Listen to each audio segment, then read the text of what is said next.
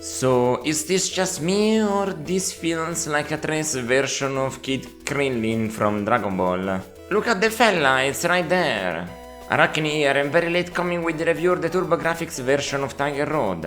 This came in late because I was doubtful about doing a versus review against the arcade edition, but it's just a janky unplayable mess. So, exclusive PC Engine content today, let's get into it. Starting from a bit of a weird note, I can tell you that this bold legend has to rescue children and they are the spawn of your master. So it's a noble goal to save the many children of someone with great fucking potency in bed. Alright, I'm all for it, but this guy has 7 wives, is a Casanova, no two ways about it. Let's just call a spade here.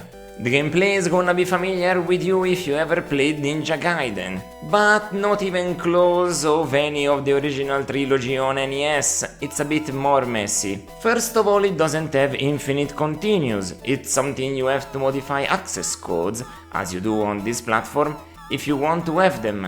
Otherwise, it's 3 lives and back to the start every time. Imagine somebody getting this with their TurboGrafx for Christmas. You're gonna spend a good few months playing it before you finish it. And it being so monotone and not an RPG is gonna be grueling without any outside help. The thing it tries to do differently does terribly too, so not a good sign. There's a weapon system, but they all have terrible range or do non-worthwhile damage aside from the ball and chain. If you get it, try to keep it as long as possible because it's fundamental to manage to defeat even certain normal enemies. What a disappointment. The problem is that the levels have traps that need specific equipment to solve them. So why do you even bother to try to get good at this? You don't. It's trial and error and figuring out what you need, but you need to die a couple times to do that. Terrible game design.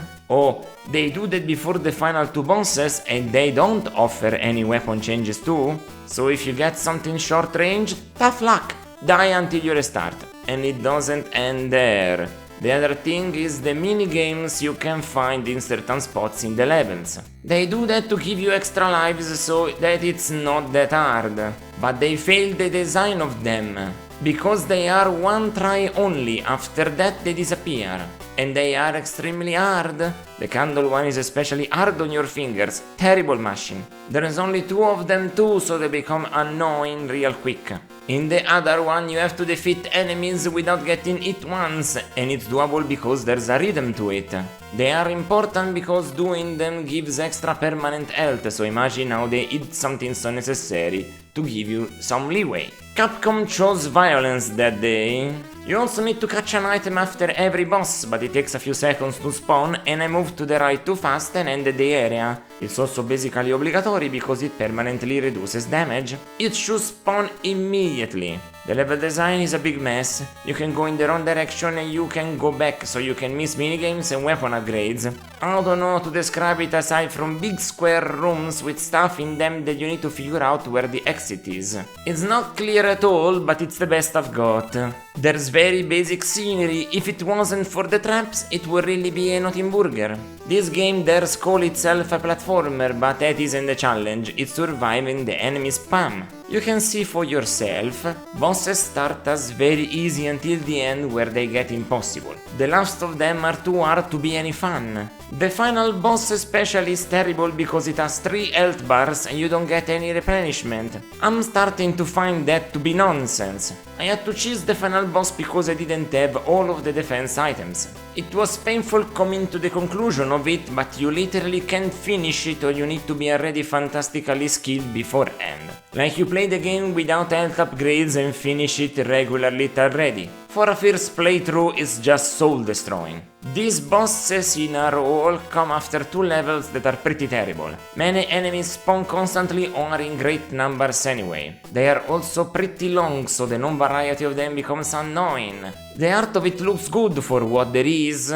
It's colorful and detailed for the time. The TurboGrafx certainly helps, because the palette is very close to what an arcade game could look like in the late 80s. Feels pretty faithful for the era. Not a bad choice at all, but they reuse elements a lot because they are so long and the U cards can only do so much about that. Some areas and at least an entire stage are recolors because of that.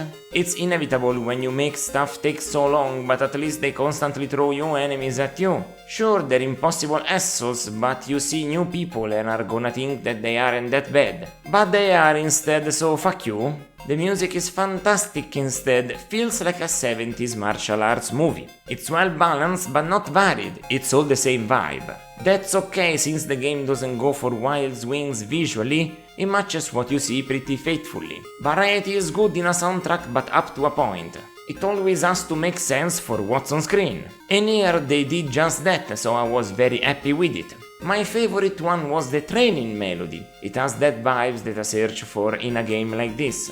That hype that really pumps you up for what's gonna come about next. As always though, action games are all about gameplay, so this wasn't enough. It's actually with a heavy heart and indecision that I give Tiger Road a 3 out of 10. I really didn't want to, but I gotta. This title just wasn't worth porting, not like this. And this is the version that I managed to finish. Imagine the arcade one now.